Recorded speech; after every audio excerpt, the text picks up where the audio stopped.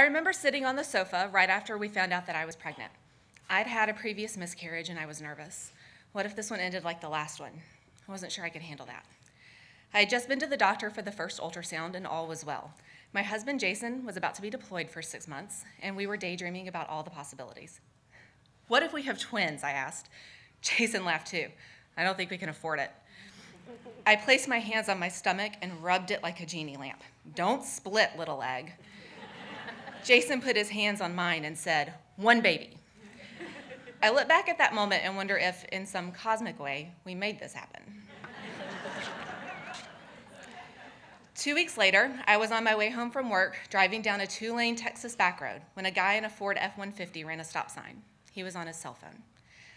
I had just enough time to see his truck, candy apple red, before I T-boned him going 65 miles an hour. People say the noise is awful, screeching metal and tire squeals, but I didn't hear anything. I remember the smell of old balloons. My airbag exploded, spraying powder and burnt rubber into the air. I felt the yank of the seatbelt and the buckle that ground into my hip. After the impact, my car rolled into a ditch and stopped against a wooden fence, knocking the rails down and getting tangled in barbed wire. I wondered if the cows would get out and if that would be my fault. By the time I arrived at the hospital, the soft edges of the world had been honed into razor-sharp ones, and I was jittery from the nerves.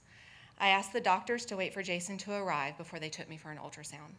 We didn't yet know if the baby was okay. I couldn't face it alone.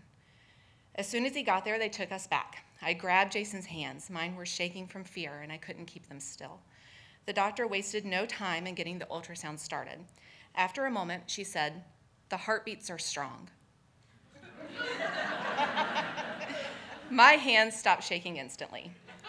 "You're having twins." I'm not sure what the standard response is to this news. What do most people do? Do they cry? Do they smile? Do they accuse the doctor of pulling a prank? We did the third. "There's no way," I said. I had just been to the OB 3 weeks ago. There was only one heartbeat. She pointed at 2 indistinct little blobs on the screen. "There's the first yolk sac, and there's the other. See?" Jason leaned forward and squinted. I turned my head sideways like a confused puppy. "We'll just have to take your word for it." The next few weeks were hectic and full of confusion. Jason was leaving soon, and we made plans for our best friend Sarah to be his daddy's stand-in during his absence. The day he left, I was 16 weeks pregnant. He was scheduled to return home 2 weeks before my due date. I smiled through my tears, telling him I'd be fine. We'd be fine, the 3 of us. At 18 weeks, I found out we were having identical twin girls. I told Jason over the phone. He was in Kuwait. After that, things advanced quickly. We bought 2 of everything, 2 of every onesie, every footy pajama, every blanket, every toy. I started space planning the nursery for 2 cribs. Then, one day when I was around 20 weeks pregnant, I got a headache. It started out like a regular headache, but quickly evolved into one of the worst migraines I've ever experienced. I left work to drive home, clutching the steering wheel until my knuckles turned white. The sun was directly in my sight line, and I had to stop to throw up. I should have called Sarah to come get me, but I didn't. I knew something was wrong, and I started to pray. I probably prayed more fervently in that moment than I had in any number of years preceding it.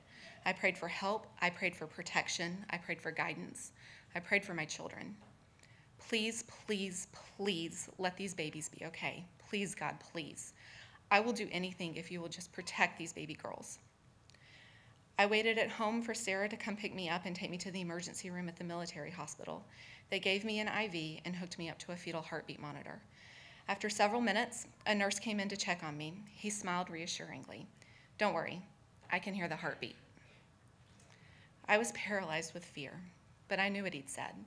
I heard it, the ominously missing S. Heartbeat, not heartbeats. Single, when it should be plural. My OB confirmed what I already knew, but refused to admit. One of my daughters had died. Baby A, they called her. The irony is that we hadn't chosen 2 names yet. We had already chosen Margaret, but couldn't settle on a name for the other. How were you supposed to know which one was which? How do you choose which of your children has just died?